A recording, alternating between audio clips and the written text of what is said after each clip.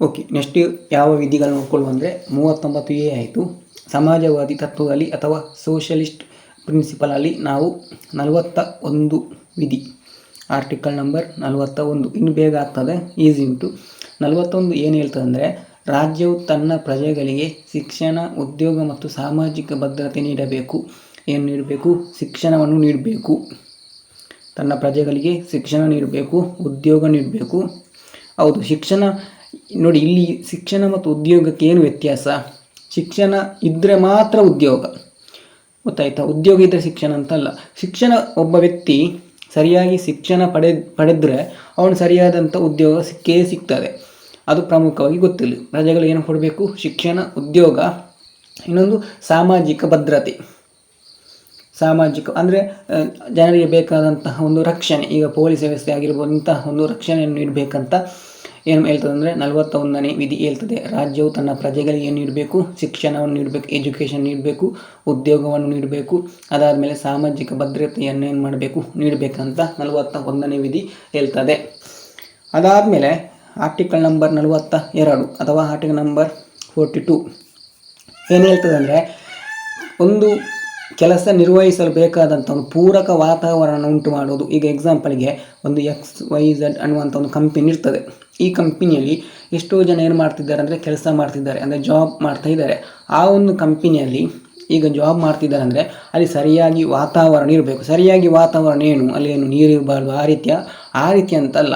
ಸರಿಯಾದ ವಾತಾವರಣ ಅಂದರೆ, ಈಗ ಒಂದು ಟೈಮಿಂಗ್ಸ್ ಕರೆಕ್ಟ್ ಇರಬೇಕು. ಒಂದು 9 ಗಂಟೆಗೆ ಸ್ಟಾರ್ಟ್ ಆದರೆ ಜಾಬು, ಒಂದು 10:30 ಗಂಟೆ ತನಕ ಏನು ಮಾಡಿ ಮತ್ತೆ 10:30ಕ್ಕೆ ಏನು ಮಾಡುವಂಥದ್ದು, ಒಂದು ಚಹಾದ ವ್ಯವಸ್ಥೆ, ಟೀ, ಇದನ್ನು ಸ್ವಲ್ಪ ಕೊಡುವಂಥದ್ದು. ಅಂದರೆ ಪ್ರತಿಯೊಬ್ಬ ಕಂಪನಿಯ ವರ್ಕರ್ಸ್ಗೆ ಏನು ಮಾಡುವಂಥದ್ದು, ಅದೇ ಕಂಪನಿಯ ವತಿಯಿಂದ ಏನು ಮಾಡುವಂಥದ್ದು, ಚಹಾ ವ್ಯವಸ್ಥೆ ಮಾಡುವಂಥದ್ದು. ಸರಿಯಾಗಿ 9 ಗಂಟೆಗೆ ಕೆಲಸ ಸ್ಟಾರ್ಟ್ ಮಾಡಿ 10:30 ಗಂಟೆ ತನಕ. ಅದಾದಮೇಲೆ ಮಧ್ಯಾಹ್ನ 1 ಗಂಟೆಯಿಂದ 2 ಗಂಟೆ ತನಕ ಯಾವುದು, ಲಂಚ್, ಊಟದ ಸಮಯವನ್ನು ನಿಗದಿ ಮಾಡುವಂಥದ್ದು. ಮತ್ತು 2 ಗಂಟೆಯಿಂದ ಮತ್ತೆ 5 ಗಂಟೆ ತನಕ ವರ್ಕ್, ಮತ್ತು ಸಂಜೆ ಮತ್ತೆ ಯಾವುದು, ಟೀ ಕೊಡುವಂಥದ್ದು. ಈ ರೀತಿ ಒಂದು ಕಂಪನಿಯಲ್ಲಿ ಏನಿರಬೇಕು ಅಂದರೆ ಸರಿಯಾದ ವಾತಾವರಣ ಇರಬೇಕು. ಅದನ್ನು ಬಿಟ್ಟು 8 ಗಂಟೆಗೆ ಜಾಬ್ ಸ್ಟಾರ್ಟ್ ಆಗಿ ಮಧ್ಯಾಹ್ನ ತನಕ ಇದು ಮಾಡಿ, ಸ್ವಲ್ಪ ರೆಸ್ಟ್ ಇಲ್ಲದಿದ್ದರೆ, ಚಹಾ ಇಲ್ಲದಿದ್ದರೆ, ಅದಾದಮೇಲೆ ಲಂಚ್ ಟೈಮ್ ಸಹ ತುಂಬ ಇಲ್ಲದಿದ್ದರೆ, ಇದೆಲ್ಲ ಏನಾಗ್ತದೆ ಅಂದರೆ ನಮಗೆ ಆ ಒಂದು ಕೆಲಸದಲ್ಲಿ ಸರಿಯಾದ ವಾತಾವರಣ ಇಲ್ಲ ಅಂತ ಕಂಡು ಬರ್ತದೆ. ಅಷ್ಟು ಮಾತ್ರ ಅಲ್ಲ, ಒಂದು ತಿಂಗಳಿಗೆ ಏನು ಮಾಡುವುದಂದರೆ, ಏನಾದರೂ ಕಂಪನಿಯಲ್ಲಿ ಪ್ರಾಫಿಟ್ ಹೆಚ್ಚಾದರೆ ಏನು ಮಾಡುವಂಥದ್ದು ನೋಡಿ. ನಾನು ನಿನ್ನೆ ಕ್ಲಾಸಲ್ಲಿ 100% ಅಂತ ಒಂದು ಎಕ್ಸಾಂಪಲ್ ಕೊಟ್ಟಿದ್ದೆ ನೋಡಿ. ಜನರು ನಮ್ಮ ಭಾರತ ದೇಶದಲ್ಲಿ 146 ಕೋಟಿ ಜನರು 100% ಪ್ರಾಫಿಟ್ ಅಂತ ಹೇಳಿದರೆ ಲಾಭ ಅಲ್ಲ, ಅದು ಇನ್ಕಮ್ ಆಗಬೇಕು. ನಿನ್ನೆ ನಾನು ಎಕ್ಸಾಂಪಲ್ ಹೇಳಿದ್ದೀನಲ್ವ, ಏನಂತ ಹೇಳಿದ್ರೆ ಅಂದರೆ ನಿನ್ನೆ ಕ್ಲಾಸ್ ಅಂದರೆ ನಾನು ನಿನ್ನೆ ಮಾಡಿರುವಂಥದ್ದು. ನೀವು ಯಾವಾಗ ನೋಡ್ತೀರ ಅಂತ ನನಗೆ ಗೊತ್ತಿಲ್ಲ. ಏನು ಹೇಳಿದ್ದೀನಿ, ಒಂದು 146 ಕೋಟಿ ಜನರಂತ ಬಂದರೆ ಅದರಲ್ಲಿ 100% ಯಾವುದು ಪ್ರಾಫಿಟ್ ಅಂತ ಹೇಳಿದೆ. ಅದು ಪ್ರಾಫಿಟ್ ಅಲ್ಲ, ಇನ್ಕಮ್ ಅಂತ ಪ್ರಮುಖವಾಗಿ ಗೊತ್ತಿರಲಿ. ಈಗ ತಿಂಗಳಿಗೆ ಏನು ಮಾಡೋದು, ಇಲ್ಲಿ ಪ್ರಮುಖವಾಗಿ ಸ್ವಲ್ಪ ಬೋನಸನ್ನು ಕೊಡುವಂಥದ್ದು, ಎಕ್ಸ್ಟ್ರಾ ಎಲ್ಲ ಕೊಡಬೇಕು. ಈಗ ಅಷ್ಟು ಮಾತ್ರ ಅಲ್ಲ. ಈಗ ಒಂದು ವರ್ಷ ಒಬ್ಬ ವ್ಯಕ್ತಿ ದುಡಿದ್ರೆ ಅವನು 15,000 ರೂಪಾಯಿ ಸ್ಯಾಲರಿ ಇದ್ದರೆ, ಅದಾದಮೇಲೆ ಒಂದು ಸ್ವಲ್ಪ ವರ್ಷದ ನಂತರ ಅದನ್ನು 20,000 ಮಾಡುವಂಥದ್ದು. ಈ 15,000ವನ್ನು ಮತ್ತೆ 12,000 ಮಾಡುವಂಥದ್ದಲ್ಲ, ಅದು ಅಲ್ಲ, ಆ ರೀತಿಯ ಒಂದು ನೀತಿ ಅಲ್ಲ. ಅದನ್ನೇನು ಮಾಡುವಂಥದ್ದು, 20,000 ಮಾಡುವಂಥದ್ದು.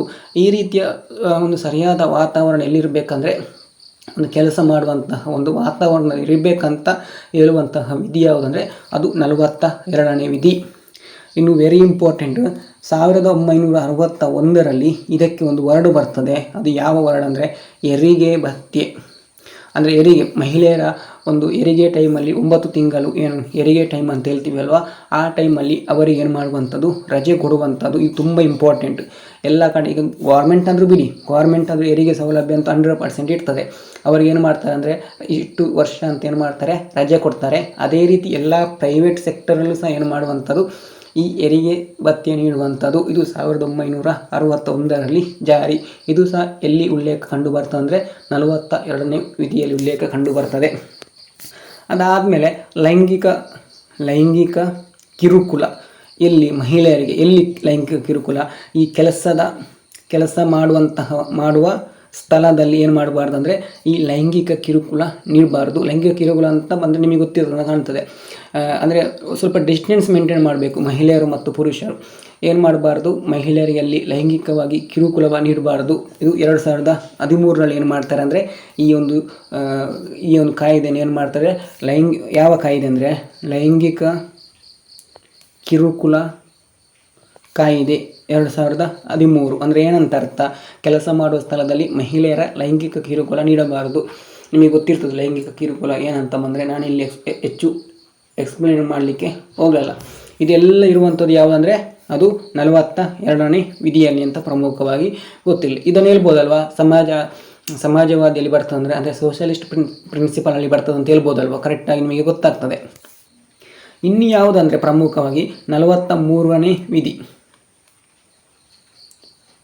43ನೇ ವಿಧಿ ಏನು ಹೇಳ್ತದೆ? 43ನೇ ವಿಧಿ ಅಂತ ಬಂದರೆ, ಕೆಲಸಗಾರರಿಗೆ ಜೀವನ ನಿರ್ವಹಣೆಗೆ ಯೋಗ್ಯ ವೇತನವನ್ನು ನೀಡುವುದು ಹಾಗೂ ಉತ್ತಮ ಜೀವನ ಮಟ್ಟ ಮತ್ತು ಸಾಮಾಜಿಕ ಒದಗಿಸುವುದು. ನಿಮಗೆ ಅದೆಲ್ಲ ಬೇಡ, ನಿಮಗೆಲ್ಲ ಗೊತ್ತಿರ್ತದೆ ಯಾವುದೆಲ್ಲ ಬಂತೊಂದು ಕಾಯ್ದೆ, ಕನಿಷ್ಠ ಕೂಲಿ ಕಾಯ್ದೆ ಅಂತ ಬರ್ತದೆ. ಯಾವಾಗ 1948. ಅಂದರೆ ಏನು ಗೊತ್ತೇ, ಇಲ್ಲಿ ಪ್ರಮುಖವಾಗಿ ಕೆಲಸಗಾರರು ಅಂದರೆ ಈ ಗೌರ್ಮೆಂಟ್ ಜಾಬ್ ಅಂತಲ್ಲ, ಈ ಕಾರ್ಖಾನೆಯಲ್ಲೆಲ್ಲ ಕೆಲಸ ಮಾಡ್ತಾರೆ ನೋಡಿ, ಅವರಿಗೆ ಅವರ ಒಂದು ಲೈಫ್ ಅಥವಾ ಜೀವನ ನಿರ್ವಹಣೆಗೆ ಸರಿಯಾದಂತಹ ಒಂದು ಯೋಗ್ಯವಾದಂತಹ ಒಂದು ವೇತನವನ್ನು ನೀಡುವಂಥದ್ದು. ಅದೇ ಕನಿಷ್ಠ ಮಿನಿಮಮ್ ಅಂತ ಹೇಳ್ತೀವಲ್ಲ ನೋಡಿ, ಕನಿಷ್ಠ ಕೂಲಿ ಕಾಯ್ದೆ.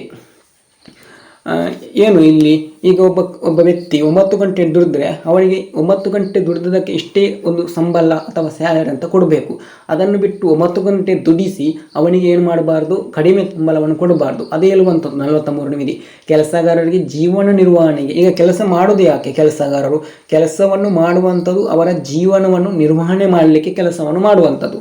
ಅವರಿಗೆ ಏನು ಮಾಡಬೇಕು, ಯೋಗ್ಯ ವೇತನವನ್ನು ನೀಡಬೇಕು ಮತ್ತು ಉತ್ತಮ ಜೀವನ ಮಟ್ಟ ಮತ್ತು ಸಾಮಾಜಿಕ ಸಾಂಸ್ಕೃತಿಕ ಅವಕಾಶಗಳನ್ನು ಒದಗಿಸುವಂಥದ್ದು.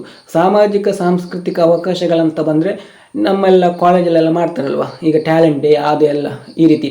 ಅದೇ ರೀತಿ ಇದಕ್ಕೆ ಅಪ್ಲೈ ಆಗಲ್ಲ, ನಿಮಗೆ ಅರ್ಥ ಆಗಲಿ ಅಂತ ಹೇಳ್ತಿರುವಂಥದ್ದು ಅಷ್ಟೇ. ಸಾಮಾಜಿಕ ಸಾಂಸ್ಕೃತಿಕ ಅವಕಾಶ ಅಂತ ಬಂದರೆ ಎಲ್ಲ ಕೆಲಸಗಾರರಿಗೆ ಪ್ರತಿಯೊಂದರಲ್ಲಿಯೂ ಏನು ಮಾಡಬೇಕು, ಅವಕಾಶ ಕೊಡಬೇಕು. ಅವರ ಜಾತಿ, ಧರ್ಮ, ಜನಾಂಗ ಇದನ್ನು ನೋಡಿ ಏನು ಮಾಡಬಾರ್ದು, ಅವಕಾಶ ಕೊಡಬೇಕು. ಪ್ರತಿಯೊಬ್ಬರಿಗೆ ಏನು ಮಾಡಬೇಕು, ಅವರಿಗೆ ಅವಕಾಶ ಕೊಡಬೇಕು ಅಂತ ಯಾವುದು ಹೇಳ್ತದೆ ಅಂದರೆ 43ನೇ ವಿಧಿ ಹೇಳ್ತದೆ.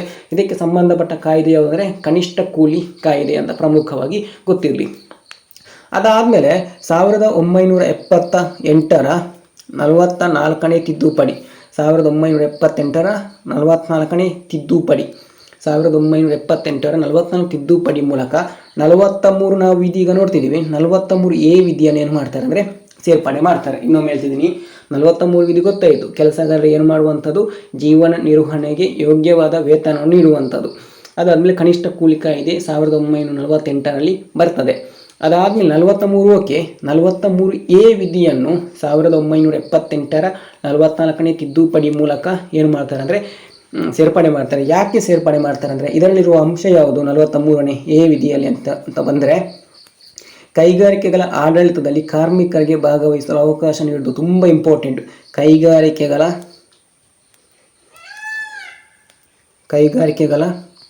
ಆಡಳಿತದಲ್ಲಿ ಕಾರ್ಮಿಕರಿಗೆ ಏನು ಮಾಡುವಂಥದ್ದು, ಭಾಗವಹಿಸಲಿಕ್ಕೆ ಅವಕಾಶ ಕೊಡುವಂಥದ್ದು.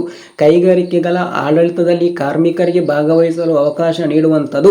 ಇದು ಏನು 43A ವಿಧಿ. ಏನು ಕೈಗಾರಿಕೆ ಆಡಳಿತ ಅಂದರೆ, ಈಗ ನೋಡಿ, ಒಂದು ಕೈಗಾರಿಕೆ XYZ ಅನ್ನುವಂಥ ಒಂದು ದೊಡ್ಡದೊಂದು ಕೈಗಾರಿಕೆ ಉಂಟು ನೋಡುವ. ಯಾವುದು ಇರ್ಬೋದು ಅಂದರೆ ಕಾಗದ ಕೈಗಾರಿಕೆ ಆಗಿರ್ಬೋದು, ಅಥವಾ ಸಕ್ಕರೆ ಕೈಗಾರಿಕೆ, ಶುಗರ್ ಫ್ಯಾಕ್ಟ್ರಿ ಆಗಿರ್ಬೋದು, ಯಾವುದು ಬೇಕಾದರೂ ಆಗಿರ್ಬೋದು. ಈ XYZ ಅನ್ನುವಂಥ ಕೈಗಾರಿಕೆಗಳಲ್ಲಿ 1000 ಜನ ವರ್ಕರ್ಸ್ ಇದ್ದಾರೆ. 1000 ಜನ ವರ್ಕರ್ಸ್. ಅದಾದಮೇಲೆ ಒಂದು 5 ಜನ ಮ್ಯಾನೇಜರ್ಸ್ ಇದ್ದಾರೆ. ಮತ್ತು ಉಳಿದವರು ಬೇರೆ ಬೇರೆ ಅಧ್ಯಕ್ಷರಿಂದ ಸೇರಿ ಒಂದು 50 ಜನ ಇದ್ದಾರೆ.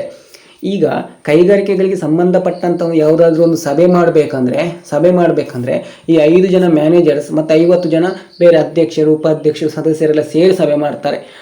ಈ ವಿಧಿ 43A ವಿಧಿ ಏನು ಹೇಳ್ತದೆ ಅಂದರೆ, ಆ ರೀತಿ ಮಾಡಬಾರ್ದು ಸಭೆ.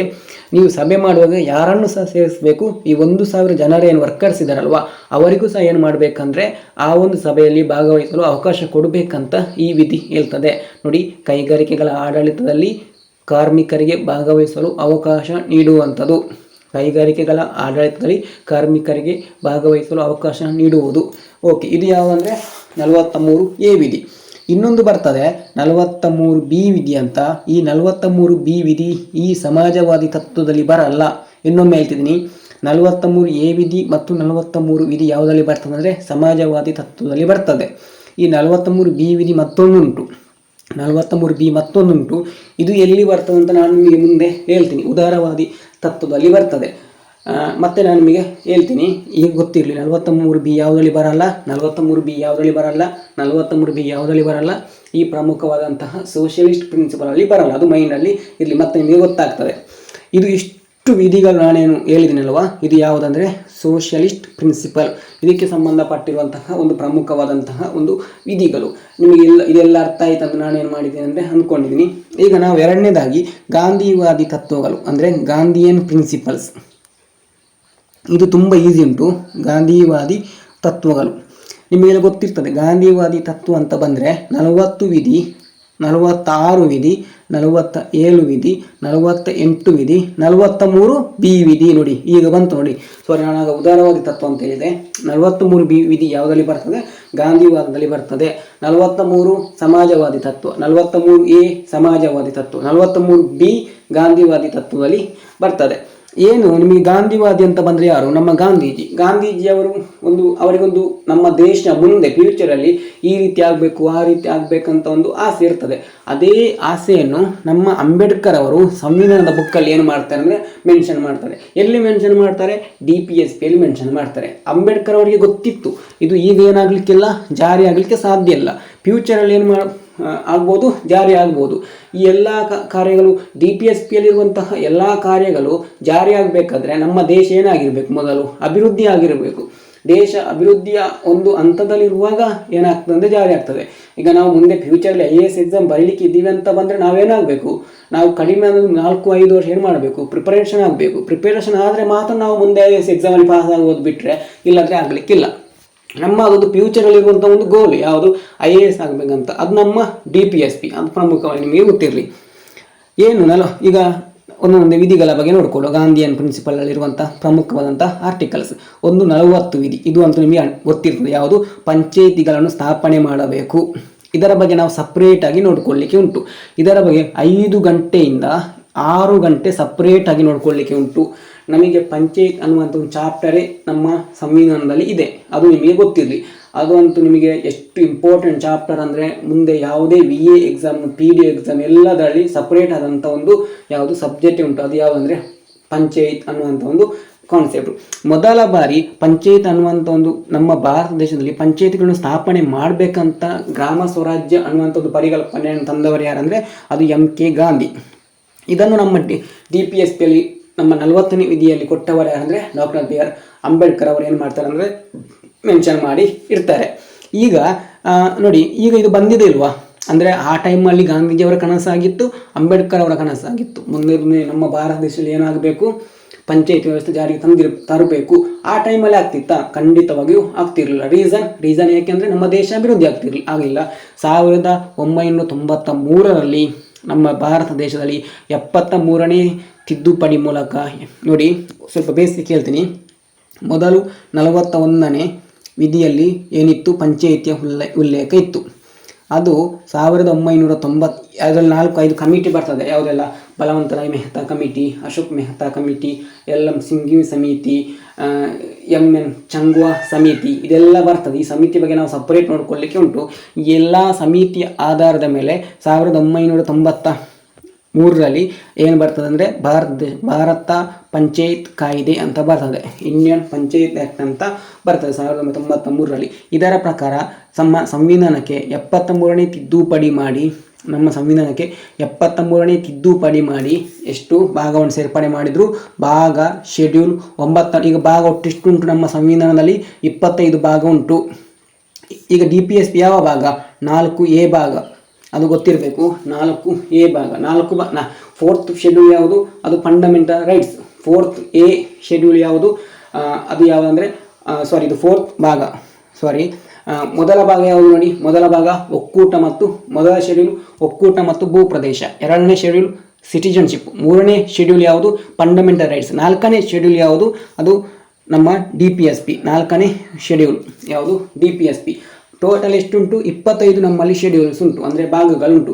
ಅದರಲ್ಲಿ 1993 73 ತಿದ್ದುಪಡಿಯನ್ನು ಜಾರಿಗೆ ತಂದು ಭಾಗ 9 ಸೇರ್ಪಡೆ ಮಾಡಿ 243ರಿಂದ 243 ವಿಧಿಯವರೆಗೆ ಏನು ಮಾಡ್ತಾರೆ ಅಂದರೆ ಪಂಚಾಯತಿಗೆ ಮೀಸಲಿಡ್ತಾರೆ. ಇನ್ನೊಮ್ಮೆ 1993ರಲ್ಲಿ ಏನು ಬರ್ತದೆ, ಒಂದು ಕಾಯ್ದೆ ಬರ್ತದೆ. ಇದರ ಮೂಲಕ 73ನೇ ತಿದ್ದುಪಡಿ, ಇದರ ಮೂಲಕ ಯಾವ ಭಾಗವನ್ನು ಸೇರ್ಪಡೆ ಮಾಡ್ತಾರೆ, 9ನೇ ಭಾಗವನ್ನು ಸೇರ್ಪಡೆ ಮಾಡ್ತಾರೆ. 9ನೇ ಭಾಗ ಸೇರ್ಪಡೆ ಮಾಡ್ತಾರೆ. 243ರಿಂದ ಈ ಎಲ್ಲ ವಿಧಿಗಳು ನಾವೇನು ಮಾಡಬೇಕು, ನೋಡ್ಕೊಳ್ಳೇಬೇಕು. ಎಲ್ಲಿ ನೋಡ್ಕೊಳ್ತೀವಿ ನಾವು, ಪಂಚಾಯತ್ ಅನ್ನುವಂಥ ಒಂದು ಚಾಪ್ಟರ್ ಉಂಟು, ಬೇಕಾದರೆ ನಿಮ್ಮ ಲಕ್ಷ್ಮೀಕಾಂತ್ ಬುಕ್ಕಲ್ಲಿ ಉಂಟು, ನೋಡಿಬೇಕಾದ್ರೆ ಈ ಎಲ್ಲ ಅಂಶಗಳು ಅದರಲ್ಲಿ ಉಂಟು. ಅದನ್ನು ಕಡಿಮೆ ನಾವು 5 ಗಂಟೆ ಅಥವಾ 6 ಗಂಟೆ ಸ್ಟಡಿ ಮಾಡಲಿಕ್ಕೆ ಮುಂದೆ ಇದ್ದೀವಿ. ಈಗ ನಿಮಗೆ ಇದು ಬೇಸಿಕ್ ಗೊತ್ತಿರಲಿ. ಈ ಒಂದು ಪಂಚಾಯತ್ ಅನ್ನುವಂಥ ಒಂದು ಮೊದಲ ಎಲ್ಲಿ ಉಲ್ಲೇಖ ಆಗಿತ್ತಂದರೆ DPSPಯಲ್ಲಿ ಉಲ್ಲೇಖ ಆಗಿತ್ತು. ಯಾವ ತತ್ವದಲ್ಲಿ, ಗಾಂಧಿಯನ್ ತತ್ವದಲ್ಲಿ ಏನಾಗಿತ್ತಂದರೆ ಇದು ಉಲ್ಲೇಖ ಆಗಿತ್ತು. ಇದು 40ನೇ ವಿಧಿ. ಇನ್ನು ಆರ್ಟಿಕಲ್ 46 46ನೇ ವಿಧಿ ಏನು ಹೇಳ್ತದೆ, ನಮ್ಮ SC ಶೆಡ್ಯೂಲ್ ಕಾಸ್ಟ್ ಮತ್ತು ST ಈ ಇತರ ಅಥವಾ ಬೇರೆ ಯಾರಾದರೂ ದುರ್ಬಲ ವರ್ಗದವರಿಗೆ ಏನು ಮಾಡಬೇಕು, ಈ ನಮ್ಮ ಭಾರತದಲ್ಲಿ ಆರ್ಥಿಕ ಮತ್ತು ಶೈಕ್ಷಣಿಕ ಪ್ರೋತ್ಸಾಹ ನೀಡಬೇಕು. ಅಂದರೆ ಅವರಿಗೇನು, ಈಗ ನಿಮಗೆ ಗೊತ್ತಿರ್ತದೆ SC ಮತ್ತು ST ಅಂತ ಬಂದರೆ ಉದ್ಯೋಗದಲ್ಲಿ ಅವರಿಗೆ ಏನಿರ್ತದೆ ಅಂದರೆ ಮೀಸಲು ಇರ್ತದೆ. ಅದಾದಮೇಲೆ ಯಾವುದೇ ಒಂದು ಭಾಗದಲ್ಲಿ SC ಮತ್ತು ST ಅವರಿಗೆ ಏನು ಮಾಡಬೇಕು, ನಮ್ಮ ದೇಶ ಮೀಸಲಾತಿ ಕೊಡಬೇಕು. ಯಾಕೆ ಮೀಸಲಾತಿ ಕೊಡಬೇಕು, ಅವರು ನಮ್ಮ ಸಮಾಜದಲ್ಲಿ ಏನಾಗಬೇಕು, ಮುಂದೆ ಬರಬೇಕು ಅನ್ನುವಂಥ ಒಂದು ಉದ್ದೇಶದಿಂದ SC ಮತ್ತು ST. ಅದಾದಮೇಲೆ ಬೇರೆ ಯಾವುದಾದ್ರೂ ಹಿಂದುಳಿದ ಜಾತಿಗಳಿಗೆ ಏನು ಮಾಡಬೇಕಂದ್ರೆ ನಮ್ಮ ರಾಜ್ಯ ಮೀಸಲಾತಿಯನ್ನು ಕೊಡಬೇಕು. ಪ್ರತಿಯೊಂದು ವಿಷಯದಲ್ಲಿ ಅವರಿಗೆ ಏನು ಮಾಡಬೇಕಂದ್ರೆ ಮೀಸಲಾತಿ ಕೊಡಬೇಕಂತ ಮೊದಲು ಉಲ್ಲೇಖ ಮಾಡಿದವರು ಯಾರಂದರೆ ಗಾಂಧೀಜಿ. ಅದಾದಮೇಲೆ ಅದನ್ನು ಅಂಬೇಡ್ಕರ್ ಅವರಂತೂ ನಿಮಗೆ ಗೊತ್ತಿರ್ತದೆ, ಅವರು ಹೋರಾಟ ಮಾಡಿರುವಂಥದ್ದೇ SC ಮತ್ತು ST ಅವರಿಗೆ. ಅವರ ಕಾಲದಲ್ಲಿ ನಮ್ಮ ಭಾರತ ದೇಶ ಯಾವ ರೀತಿ ಉಂಟಂತ ನಿಮಗೆ ಗೊತ್ತಿರ್ತದೆ. ಕೊನೆಗೆ ನಮ್ಮ ಅಂಬೇಡ್ಕರ್ ಅವರು ಹಿಂದೂ ಧರ್ಮವನ್ನು ಏನು ಮಾಡಿ, ಹಿಂದೂ ಧರ್ಮದ ದೂರ ಬಂದು ಕೊನೆಗೆ ಅವರ ಸಾಯುವಂಥ ಟೈಮಲ್ಲಿ ಬೌದ್ಧ ಧರ್ಮವನ್ನು ಸ್ವೀಕಾರ ಮಾಡ್ತಾರೆ. ಅಷ್ಟು ಅವರಿಗೆ ಏನಾಗಿತ್ತಂದರೆ ಹಿಂದೂ ಧರ್ಮದ ಮೇಲೆ ಒಂದು ಕೋಪ, ಅಂದರೆ ಅವರಿಗೆ ಅಷ್ಟು ಬೇಜಾರಾಗಿತ್ತು. ಯಾಕೆಂದರೆ ಅವರ ಒಂದು SC ಮತ್ತು ST ಮೇಲೆ ಆಗ್ತಿರುವಂಥ ಒಂದು ಏನಂತ ಹೇಳ್ಬೋದು, ದೌರ್ಜನ್ಯವನ್ನೆಲ್ಲ ನೋಡಿ. ಇಂತಹ ಒಂದು ಸಂದರ್ಭದಲ್ಲಿ ಈಗ ಮಹಾತ್ಮ ಗಾಂಧೀಜಿ, ಅಂಬೇಡ್ಕರ್ ಅವರು ಅವರೇ ಒಂದು ಪ್ಲ್ಯಾನ್ ಇತ್ತು, ಫ್ಯೂಚರಲ್ಲಿ ಏನಾಗಬೇಕು, SC ಮತ್ತು ST ಅವರು ದೇಶದಲ್ಲಿ ಮುಂದೆ ಬರಬೇಕು. ಅವರು ಸಹ ಏನಾಗಬೇಕು, ದೇಶವನ್ನು ಅಭಿವೃದ್ಧಿಯಲ್ಲಿ, ದೇಶದ ಪ್ರಗತಿಯಲ್ಲಿ ಮುಂದೆ ಬರಬೇಕಂತ ಅವರೊಂದು ಆಸೆ ಇತ್ತು. ಆ ಆಸೆಯನ್ನು DPSPಯಲ್ಲಿ ಹಾಕಿದ್ರು. ಅದು ಪ್ರೆಸೆಂಟಾಗಿ ಪ್ರತಿಯೊಂದರಲ್ಲಿ ಏನು ಮಾಡ್ತಾರೆ, ಈಗ ಒಂದು ಉದ್ಯೋಗ ಅಂತ ಬಂದರೆ, ಅದಾದಮೇಲೆ ಈಗ ನಮ್ಮ ಶಾಲೆಗಳಂತ ಬಂದರೆ, ಕಾಲೇಜುಗಳಂತ ಬಂದರೆ ಈ ಪಾಸ್ ಆಗಿರ್ಬೋದು, ಇದರಲ್ಲೆಲ್ಲ ಏನು ಮಾಡ್ತಾರೆ ಅಂದರೆ ಅವರಿಗೆ ಮೀಸಲಾತಿಯನ್ನು ಕೊಡ್ತಾರೆ. ಅಂದರೆ ಏನಾಗಿದೆ, ನಮ್ಮ ಗಾಂಧೀಜಿ ಮತ್ತು ಅಂಬೇಡ್ಕರ್ ಅವರು ಕಂಡಂತಹ ಒಂದು ಕನಸು ಏನಾಗಿದೆ, ಈಡೇರಿದೆ. ಆ ಟೈಮಲ್ಲಿ ನೀವು ಕೇಳ್ಬೋದು, ಹಾಗಾದರೆ ಆ ಟೈಮಲ್ಲಿ ಅದನ್ನು ಮಾಡಲಿಕ್ಕೆ ಆಗಲ್ವಾ? ಖಂಡಿತ ಮಾಡಲಿಕ್ಕೆ ಆಗಲ್ಲ. ಆ ಟೈಮಲ್ಲಿ ಈಗ ಮಾಡಿದ್ದಾರೆ. ಓಕೆ, ಇದು ಸಹ 40 ಸಹ ಆಗಿದೆ, 46 ಸಹ. ಇನ್ನು 47 ನೋಡಿ, ಇದು ತುಂಬ ಇಂಪಾರ್ಟೆಂಟ್. ಮದ್ಯಪಾನ ನಿಷೇಧ ಮಾಡಬೇಕು. ಇದು ಆಗಲಿಲ್ಲ. ಇದು ಯಾರ ಆಸೆ ಆಗಿತ್ತು? ಗಾಂಧೀಜಿಯವರ ಆಸೆ. ನಮ್ಮ ದೇಶ ಅಭಿವೃದ್ಧಿ ಆಗಬೇಕಾದ್ರೆ ಮೊದಲೇನು ನಿಷೇಧ ಆಗಬೇಕು? ಮದ್ಯಪಾನ ನಿಷೇಧ ಆಗಬೇಕು. ಎಕ್ಸಾಮಲ್ಲಿ ಕೇಳಿದರೆ 47 ಏನು ಹೇಳ್ತಾರೆ ಅಂತ, ಮದ್ಯಪಾನ ನಿಮಗೆ ಮದ್ಯಪಾನ ಅಂತ ಬಂದರೆ ಏನು, ನಿಮಗೆ ಮದ್ಯಪಾನ ಮಾತ್ರ ಅಲ್ಲ, ಈ ಮಾದಕ ವಸ್ತುಗಳು ಯಾವುದು, ಡ್ರಗ್ಸ್ ಆಗಿರ್ಬೋದು, ಅದಾದಮೇಲೆ ತಂಬಾಕು ಆಗಿರ್ಬೋದು, ಇದನ್ನೆಲ್ಲ ಏನು ಮಾಡಬೇಕು, ರದ್ದು ಮಾಡಬೇಕಂತ ಗಾಂಧೀಜಿಯವರದೊಂದು ಆಸೆ ಇರ್ತದೆ. ಬಟ್ ಅವರ ಆಸೆ ಏನಾಗಿದೆ, ಆಸೆಯಾಗಿ ಉಳಿದಿದ್ದೆ ಬಿಟ್ಟರೆ ಅವರ ಒಂದು ಆಸೆ ಏನಾಗಲಿಲ್ಲ, ಮುಂದೆ ಬರಲಿಲ್ಲ. ಅಂದರೆ ನಮ್ಮ ದೇಶದಲ್ಲಿ ಈಗ ಅತಿ ಹೆಚ್ಚು ಆದಾಯ ಬರುತ್ತಿರುವಂಥದ್ದೇ ಈ ಮದ್ಯಪಾನದಿಂದ. ನಿಮಗೆ ಗೊತ್ತಿತ್ತು ಇದರೊಂದು ಮಹತ್ವ ಎಂಥದಂತೆ, ನಮ್ಮ ದೇಶದಲ್ಲಿ ಗೊತ್ತಿರ್ತದೆ ನಿಮಗೆ. GST ಸಹ ಯಾವುದಕ್ಕೆ ಅಪ್ಲೈ ಆಗಲ್ಲ ಅಂದರೆ ಮದ್ಯಪಾನಕ್ಕೆ ಅಪ್ಲೈ ಆಗಲ್ಲ. ಅದೊಂದು ಒಳ್ಳೆಯದು, ಅದು ತುಂಬ ಒಳ್ಳೆಯದು. GST ಅಪ್ಲೈ ಆಗದಿದ್ದರೂ ಸಹ ನಮ್ಮವರು ಏನು ಮಾಡ್ತಾರೆ ಅಂದರೆ ಕುಡಿತಾರೆ. ಒಂದು ವೇಳೆ GST ಏನಾದರೂ ಅಪ್ಲೈ ಆಗಿದ್ದರೆ ಉಂಟಲ್ವಾ, ಸ್ವಲ್ಪ ರೇಟ್ ಕಡಿಮೆ ಇರ್ತಿತ್ತು, ಇನ್ನೂ ಹೆಚ್ಚು ಏನು ಮಾಡ್ತಾರೆ ಅಂದರೆ ನಮ್ಮಲ್ಲಿ ಕುಡಿಯುವವರು ಸಂಖ್ಯೆ ಇರ್ಬೋದು. ಇದು ಸಹ ಏನಾಗಲಿಲ್ಲ ಅಂದರೆ ನಮ್ಮ ದೇಶದಲ್ಲಿ ಜಾರಿ ಆಗಲಿಲ್ಲ. ಇದು ಗಾಂಧೀಜಿಯವರ ಪರಿಕಲ್ಪನೆ ಆಗಿತ್ತು. ಇದು ಯಾವುದರಲ್ಲಿತ್ತಂದರೆ ಗಾಂಧಿವಾದಿ ತತ್ವದಲ್ಲಿ ಕಂಡು ಬರ್ತದೆ. ಅದಾದಮೇಲೆ 48ನೇ ವಿಧಿ. ಇದು ಇಷ್ಟೇ ಇರುವುದು, ಬೇರೆ ಏನು ಎಕ್ಸ್ಟ್ರಾ ಪಾಯಿಂಟ್ ಇಲ್ಲ ಇಲ್ಲಿ. ನಾನು ಎಕ್ಸ್ಟ್ರಾ ಪಾಯಿಂಟ್ ಎಲ್ಲಿ ಉಂಟು ಅಲ್ಲಿ ಎಷ್ಟು ನಿಮಗೆ ಖಂಡಿತವಾಗಿ ಹೇಳಿದ್ದೇನೆ. ಈಗ ನೀವು ಕೇಳ್ಬೋದು ಪಂಚಾಯತ್ಗಳ ಬಗ್ಗೆ ಅಷ್ಟೇ ಅಷ್ಟು ಖಂಡಿತ ಅಲ್ಲ, ಅದು 5ರಿಂದ 6 ಗಂಟೆ ನೋಡ್ಕೊಳ್ಬೇಕು. ಅದನ್ನು ನಾನು ಇಲ್ಲಿ ಹೇಳಲಿಕ್ಕೆ ಸಾಧ್ಯನಿಲ್ಲ, ಯಾರೂ ಹೇಳಲ್ಲ. ಬೇಕಾದ್ರೆ ಲಕ್ಷ್ಮೀಕಾಂತ್ ಬುಕ್ ಬೇಕಾದ್ರೆ ನೋಡಿ, ಅವರೇ ಹೇಳಲ್ಲ. ಅಲ್ಲಿ ಸಪ್ರೇಟ್ ಚಾಪ್ಟರ್ ಉಂಟು, ಅದರದ್ದು ಪಂಚಾಯತ್ಗಳ ಒಂದು ಚಾಪ್ಟರ್ ಉಂಟು, ಅಲ್ಲಿ ನಾವು ನೋಡ್ತೀವಿ. ಅದಾದ್ಮೇಲೆ ಮದ್ಯಪಾನ ನಿಷೇಧ, ಅದಕ್ಕೆ ಯಾವುದೇ ಕಾಯ್ದೆ ಬರಲಿಲ್ಲ, ಯಾವುದು ಬರಲಿಲ್ಲ. ಅದು ಲಾಕ್ಡೌನ್ ಟೈಮಲ್ಲಿ ಸಹ ಯಾವುದು ಇತ್ತು ಅಂದರೆ ಮದ್ಯಪಾನ ಇತ್ತು, ಮತ್ತೆ ಎಲ್ಲಿ ಅದು ರದ್ದಾಗ್ತದೆ, ಅದಾಗಲ್ಲ.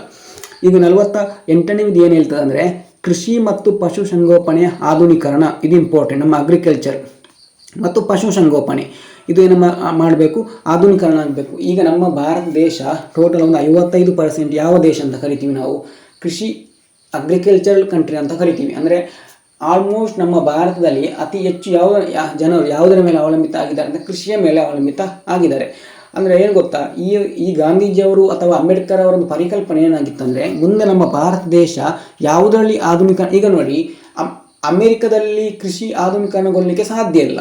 ಯಾಕೆಂದರೆ ಅಲ್ಲಿ ಯಾವುದು ಅಭಿವೃದ್ಧಿ ಆಗಬೇಕು, ಆಧುನೀಕರಣಗೊಳ್ಳಬೇಕು, ಟೆಕ್ನಾಲಜಿ, IT ಆಗಿರ್ಬೋದು ಎಲ್ಲ ನೋಡಿ. ಈಗ ಮೈಕ್ರೋಸಾಫ್ಟ್, ನಮ್ಮ ಎಲಾನ್ ಮಸ್ಕ್ ಅವರದ್ದು ಸ್ಪೇಸ್ ಎಕ್ಸ್, ನಾಸಾ, ಅದು ಇದು ಎಲ್ಲ ಅಲ್ಲಿರುವ ಅಮೆಝಾನ್, ಗೂಗಲ್ ಎಲ್ಲ ಅವರದೇ, ಯಾರ್ದು, ಅಮೆರಿಕದವರದೇ. ಅಲ್ಲಿ ನೀವು ಕೃಷಿ ಆಧುನೀಕರಣ ಮಾಡಬೇಕಂದ್ರೆ ಸಾಧ್ಯನೇ ಇಲ್ಲ. ನಮ್ಮ ಭಾರತ ದೇಶದಲ್ಲಿ 55% ಅಂದರೆ ಎಷ್ಟೋ ಕೋಟಿ ಆಯಿತು ನಮ್ಮಲ್ಲಿ. ಅಂದರೆ 146 ಕೋಟಿಯಲ್ಲಿ ಅರ್ಧಕ್ಕಿಂತ ಹೆಚ್ಚು ಜನ ಯಾವುದರ ಮೇಲೆ ಅವಲಂಬಿತ ಆಗಿದ್ದಾರೆ, ಅಗ್ರಿಕಲ್ಚರ್ ಮೇಲೆ ಅವಲಂಬಿತ ಆಗಿದ್ದಾರೆ. ಆ ಒಂದು ರೀಸನಿಂದ ನಮ್ಮ ಭಾರತವನ್ನು ಯಾವ ಒಂದು ಇದರ ಮೂಲಕ ಆಧುನೀಕರಣಗೊಳಿಸ್ಬೋದಂತ ನಮ್ಮ ಅಂಬೇಡ್ಕರ್ ಗಾಂಧೀಜಿಯವರ ಪ್ಲ್ಯಾನ್ ಇತ್ತಂದರೆ ಅದು ಕೃಷಿಯನ್ನು ಏನು ಮಾಡಬೇಕು, ಆಧುನೀಕರಣಗೊಳಿಸಬೇಕಂತ ಪ್ಲ್ಯಾನ್ ಇತ್ತು. ಇದು 50-50. ಇದು ಏನಾಗಿದೆ ಅಂದರೆ ಇದು 50-50. ಅಂದರೆ ಕೆಲವು ಟೈಮಲ್ಲಿ ಕೆಲವರು ಏನಾಗಿದ್ದಾರೆ ಅಂದರೆ, ಈಗ ನೋಡಿ ರೈತರಂತ ಬಂದರೆ ರೈತರಲ್ಲಿ 2 ಟೈಪ್ ಬರ್ತಾರೆ. ಫಾರ್ಮರ್ಸಲ್ಲಿ ಎಷ್ಟು ಟೈಪ್, 2 ಟೈಪ್ಸ್. ಒಂದು ಟೈಪ್ ಯಾವುದಂದರೆ ಅದೇ ಎತ್ತುಗಳನ್ನು ಇಟ್ಕೊಂಡು ಏನು ಮಾಡುವಂಥದ್ದು, ಉಳುಮೆ ಮಾಡುವಂಥದ್ದು. ಅದೇ ಎತ್ತುಗಳನ್ನು ಇಟ್ಕೊಂಡು ಬೆಳಿಗ್ಗೆಯಿಂದ ಸಂಜೆ ತನಕ ದುಡಿಯುವಂಥ ಉಳುಮೆ ಮಾಡ್ಕೊಳ್ಳುವ. ಅದೇ ಇನ್ನೊಂದು ರೈತರ ಬಗ್ಗೆ ಏನಂದರೆ ಅವರು ಫುಲ್ ಶ್ರೀಮಂತರಿರ್ತಾರೆ, ಅವ್ರದ್ದೆಲ್ಲ ಟೆಕ್ನಾಲಜಿ, ಉಳುಮೆ ಮಾಡೋದು ಟ್ರ್ಯಾಕ್ಟರಲ್ಲಿ, ಮತ್ತು ಅದನ್ನು ಬಿತ್ತನೆ ಮಾಡೋದು ಸಹ ಒಂದು ಮಿಷಿನಲ್ಲಿ, ಅದಾದಮೇಲೆ ಅದನ್ನು ಕಟಾವು ಮಾಡೋದು ಸಹ ಒಂದು ಮಿಷಿನಲ್ಲಿ, ಕಟಾವು ಮಾಡಿದಂತಹ ಅದನ್ನು ಅಕ್ಕಿ ತೆಗೆಯುವಂಥ ಸಹ ಒಂದು ಮಿಷಿನಲ್ಲಿ, ಎಲ್ಲ ಯಾವುದರಲ್ಲಿ ಟೆಕ್ನಾಲಜಿ. ಈಗ ಈ 2 ರೈತರಲ್ಲಿ ಅತಿ ಹೆಚ್ಚು ಅಭಿವೃದ್ಧಿ ಆಗಿರುವವರು ಯಾರು, ನಾನು 2ನೇ ರೈತರ ಅಂತ ಹೇಳಿಲ್ಲ, ಟೆಕ್ನಾಲಜಿ ಯೂಸ್ ಮಾಡ್ತಾರೆ ನೋಡಿ, ಅವರು ಹೆಚ್ಚು ಏನಾಗಿದೆ ಅಂದರೆ ಅಭಿವೃದ್ಧಿ ಆಗಿದ್ದಾರೆ. ನಿಮಗೆ ಡೌಟ್ ಬರ್ಬೋದು, ಅವರು ಯಾಕೆ ಅತಿ ಹೆಚ್ಚು ಡೆವಲಪ್ ಅಥವಾ ಅಭಿವೃದ್ಧಿ ಆಗಿದ್ದಾರೆ ಅಂತ ಬಂದರೆ ಎಜುಕೇಷನ್. ಅವರು ರೈತರು ಆದರೂ ಸಹ ಅವರು ಏನು ಮಾಡಿದ್ದಾರೆ, ಎಜುಕೇಷನ್. ಈಗ ನಮ್ಗೆ ಗೊತ್ತಲ್ಲ ನಿಮಗೆ, ಈಗ MCOM MBA ಮಾಡಿದರೂ ಸಹ ಸರಿಯಾಗಿ ನಮಗೆ ಏನಾಗಲ್ಲ, ಜಾಬ್ ಸಿಗಲ್ಲ. ಈ MBA MCOM ಅಥವಾ BCOM ಅಥವಾ ಬೇರೆ ಯಾವುದೇ ಕೋರ್ಸ್ಗಳನ್ನು ಮಾಡಿದಂಥ ವಿದ್ಯಾರ್ಥಿಗಳು ಅಥವಾ ಯಾರೇ ಆಗಿರಲಿ, ಮುಂದೆ ಯಾವುದು ಸ್ವಲ್ಪ ಒಂದು 5 ಎಕರೆ ಜಾಗ ಇದ್ದರೆ ಏನು ಮಾಡ್ತಾನೆ ಅಂದರೆ, 1 ಎಕರೆ ಇದ್ದರೂ ಸಹ ಏನು ಮಾಡ್ತಾರೆ ಅಂದರೆ ಕೃಷಿಯಲ್ಲಿ ಅಂದರೆ ಕೃಷಿ ಮಾಡ್ತಾರೆ. ಅದರಲ್ಲಿ ಯಾವುದೇ ಟೆನ್ಷನ್ ಇಲ್ಲ, ಸ್ವಲ್ಪ ದುಡಿಬೇಕು ಅಷ್ಟೇ. ಈ ಕೃಷಿ ಮಾಡುವಂಥ ಒಬ್ಬ ವ್ಯಕ್ತಿಗೆ ಗೊತ್ತಿರ್ತದೆ, ನಾನು ಈಗ ಏನಾದರೂ ಅದೇ ಇದರಲ್ಲಿ ಹೋದರೆ ನನಗೆ ಆಗಲಿಕ್ಕಿಲ್ಲ, ನಾನೇನಾಗಬೇಕು, ಆಧುನೀಕರಣಗೊಳ್ಬೇಕಂತೇಳಿ ಎಲ್ಲ ಏನು ಮಾಡ್ತಾನೆ ಅಂದರೆ ಟೆಕ್ನಾಲಜಿಯಲ್ಲಿ ಮಾಡ್ತಾನೆ. ಅಂದರೆ ಟ್ರ್ಯಾಕ್ಟರ್ ಉಳುಮೆ ಮಾಡ್ತಾನೆ, ಎಲ್ಲ ಏನು ಮಾಡ್ತಾನೆ ಅಂದರೆ ಯಾರು ಕೆಲಸಗಾರರಿಗೆ ಕೊಡುವಂಥ ಒಂದು ಸ್ಯಾಲರಿಯನ್ನು ಎಲ್ಲಿ ಕೊಡ್ತಾನೆ ಅಂದರೆ ಈ ಟೆಕ್ನಾಲಜಿಯಲ್ಲಿ ಟೆಕ್ನಾಲಜಿಗೆ ಕೊಡ್ತಾನೆ. ಮತ್ತು ಕೆಲಸ ಏನಾಗ್ತದೆ, ಸ್ಪೀಡ್ ಆಗ್ತದೆ.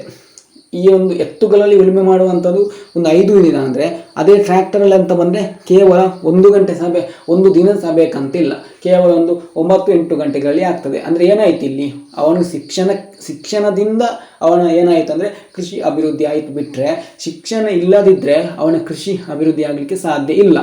ಅದಕ್ಕೆ ಬೆಸ್ಟ್ ಎಕ್ಸಾಂಪಲ್ ಯಾರ್ದು, ನಾನು ಮೊದಲ ವರ್ಗದ ರೈತರೇ ಇಲ್ಲಲ್ವಾ, ಅದೇ ಎತ್ತುಗಳನ್ನು ಇಟ್ಕೊಂಡು ಏನು ಮಾಡುವಂಥದ್ದು, ಉಳುಮೆ ಮಾಡುವಂಥದ್ದು. ಈ ರೀತಿ ಆದರೆ ಉಂಟಲ್ವಾ, ಅವರಿಗೆ ಸರಿಯಾದ ಸಮಯಕ್ಕೆ ಏನಾಗಲ್ಲ ಅಂದರೆ ಫಸಲು ಸಿಕ್ಕಲ್ಲ. ಈ ಒಂದು ಉಲ್ಲೇಖ ಎಲ್ಲಿತ್ತಂದರೆ DPSPಯಲ್ಲಿತ್ತು. ಅದಕ್ಕೆ ನಾನು ಹೇಳಿರುವಂಥದ್ದು ಇದೊಂದು 50-50 ಅಂತ.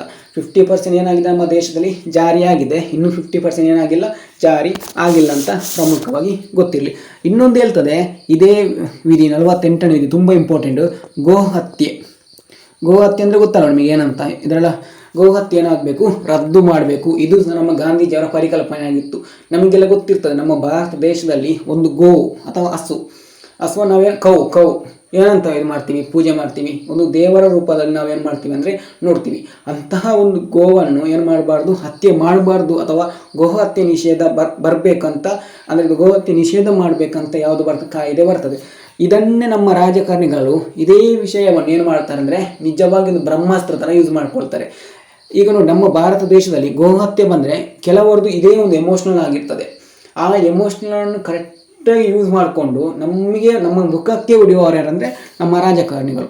ಫಾರ್ ಎಕ್ಸಾಂಪಲ್ ನಮ್ಮ ಕರ್ನಾಟಕದಲ್ಲಿ ನೋಡಿ ಅಂತೆ, BJP ಬಂದಾಗ, BJP ಗೌರ್ಮೆಂಟ್ ಬಂದಾಗ ಗೋಹತ್ಯೆ ನಿಷೇಧ ಮಾಡ್ತದೆ. BJP ಗೌರ್ಮೆಂಟ್ ಬಂದಾಗ ಏನು ಮಾಡ್ತದೆ ಅಂದರೆ ಗೋಹತ್ಯೆ ನಿಷೇಧ ಮಾಡ್ತದೆ. ರೀಸನ್ ಏನಂದರೆ ಹಿಂದೂಗಳಿಗೆ ಒಂದು ಗೋವ ಅಂದರೆ ಏನು, ಅವರಿಗೆ ಒಂದು ದೇವರಿದ್ದಂತೆ. ಇಂತಹ ಒಂದು ಇದನ್ನೇ ಬಂಡವಾಳಕ್ಕೆ ಇಟ್ಕೊಳ್ಳುವಂಥ ಒಂದು ಪಕ್ಷ ಏನು ಮಾಡ್ತದೆ ಅಂದರೆ ಗೋಹತ್ಯೆಯನ್ನು ರದ್ದು ಮಾಡ್ತದೆ. ಅದೇ ಕಾಂಗ್ರೆಸ್ ಗೌರ್ಮೆಂಟ್ ಬಂದಾಗ ಇದನ್ನು ಏನು ಮಾಡ್ತದೆ, ಮತ್ತೆ ಜಾರಿ ತರ್ತದೆ. ಕಾರಣ ಅಲ್ಲಿ ಹಿಂದೂಗಳು ಮತ್ತು ಮುಸ್ಲಿಮರು ಒಟ್ಟಿಗೆ ಇರಬೇಕಂತ ಆ ಒಂದು ಉದ್ದೇಶದಿಂದ. ಇಲ್ಲಿ ಏನಾಯ್ತಂದರೆ ನಿಜವಾಗಿಯೂ ಇಲ್ಲಿ ದಡ್ಡರು, ಮೂರ್ಖರು, ಶತದಡ್ಡರು ಅಂತ ಯಾರಂದರೆ ಅದು ಜನರು.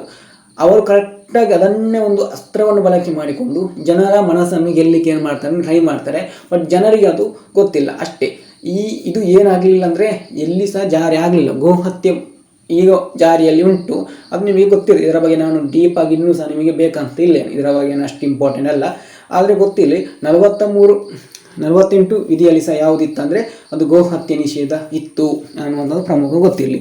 ಇನ್ನು ನಾನು ಆಗ ಹೇಳಿದೆ 43B, 43 ಮತ್ತು 43A ನಾನು ಆಲ್ರೆಡಿ ಹೇಳಿದ್ದೀನಿ.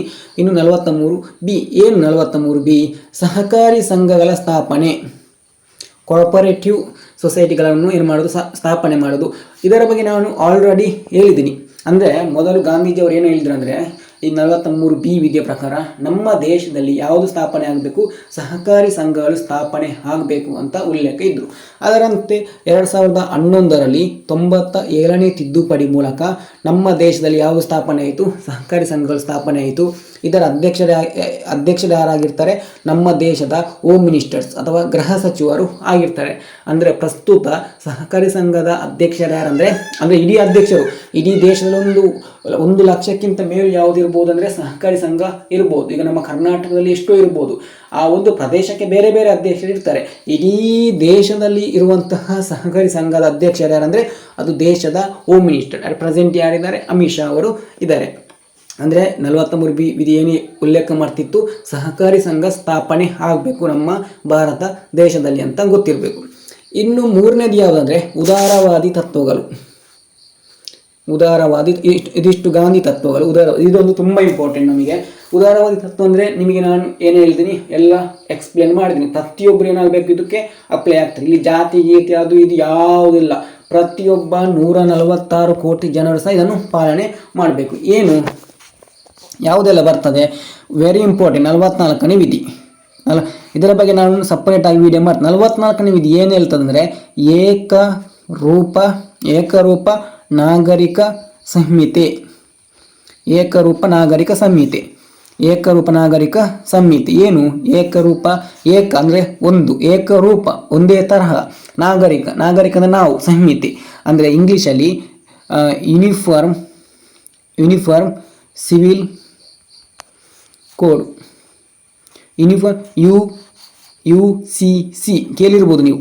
ಯೂನಿಫಾರ್ಮ್ ಸಿವಿಲ್ ಕೋಡ್ ಅನ್ನುವಂಥ ಒಂದು ಕಾನ್ಸೆಪ್ಟ್ ಮೊದಲು ಎಲ್ಲಿ ಬಂದಿತ್ತು ಅಂದರೆ 44ನೇ ವಿಧಿಯಲ್ಲಿ ಬಂದಿತ್ತು.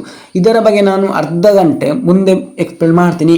ಇದೇ ಒಂದು DPSPಯಲ್ಲಿ ಇದರ ಬಗ್ಗೆ ನಾನೊಂದು ಅರ್ಧ ಗಂಟೆ ಎಕ್ಸ್ಪ್ಲೇನ್ ಮಾಡ್ತೀನಿ. ಈಗ ಇಷ್ಟೇ ಗೊತ್ತಿರಲಿ, 44ನೇ ವಿಧಿ ಏನು ಹೇಳ್ತದೆ,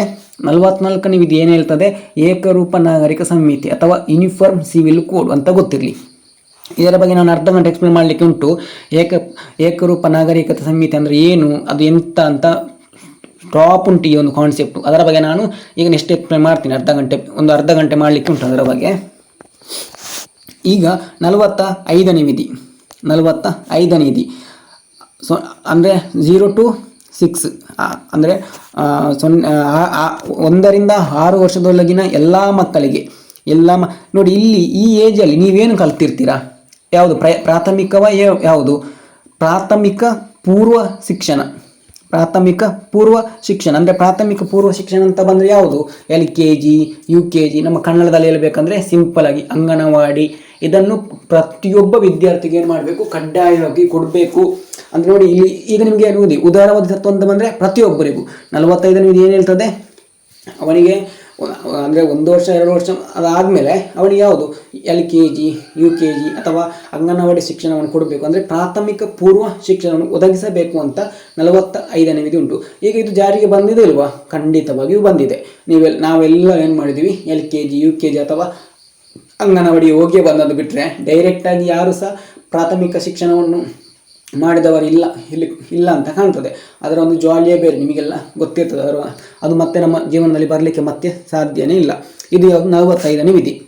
ಇನ್ನು 48A ವಿಧಿ. 48A ವಿಧಿ ಅಂತ ಪ್ರಮುಖವಾಗಿ 48 ಯಾವುದು ನನಗೆಲ್ಲಿದೆ, 48 ಯಾವುದೆಲ್ಲಿದೆ ನೆನಪು ಮಾಡ್ಕೊಳ್ಳಿ. ಕೃಷಿಯನ್ನು ಏನು ಮಾಡೋದು, ಆಧುನೀಕರಣಗೊಳಿಸುವಂಥದ್ದು. ಇನ್ನು ಗೋಹತ್ಯೆ ನಿಷೇಧ ಅಂತ ಹೇಳಿದೆ. ಕೃಷಿ ಆಧುನೀಕರಣ ಮತ್ತು ಗೋಹತ್ಯೆ ನಿಷೇಧ, ಅದು ಯಾವುದು 48ನೇ ವಿಧಿ. ಅದು ಎಲ್ಲಿ ಬರುವಂಥದ್ದು, ಯಾವ ತತ್ವದಲ್ಲಿ ಬರುವಂಥದ್ದು, ನಮ್ಮ ಗಾಂಧಿಯನ್ ತತ್ವದಲ್ಲಿ ಬರುವಂಥದ್ದು. ಇದು ಯಾವುದು 48A ವಿಧಿ. ಇದು ಎಲ್ಲಿ ಬರುವಂಥದ್ದು, ಉದಾರವಾದಿ ತತ್ವದಲ್ಲಿ ಬರುವಂಥದ್ದು.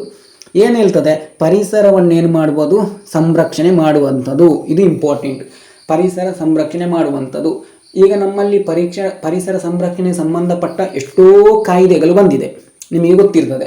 ಅಂದರೆ ಈಗ ಏನಂತ ಅರ್ಥ, ಈ 48A ವಿಧಿಯಲ್ಲಿರುವಂತಹ ಒಂದು ಅಂಶ ಏನಾಗಿದೆ, ಜಾರಿಗೆ ಬಂದಿದಂತ ಅರ್ಥ.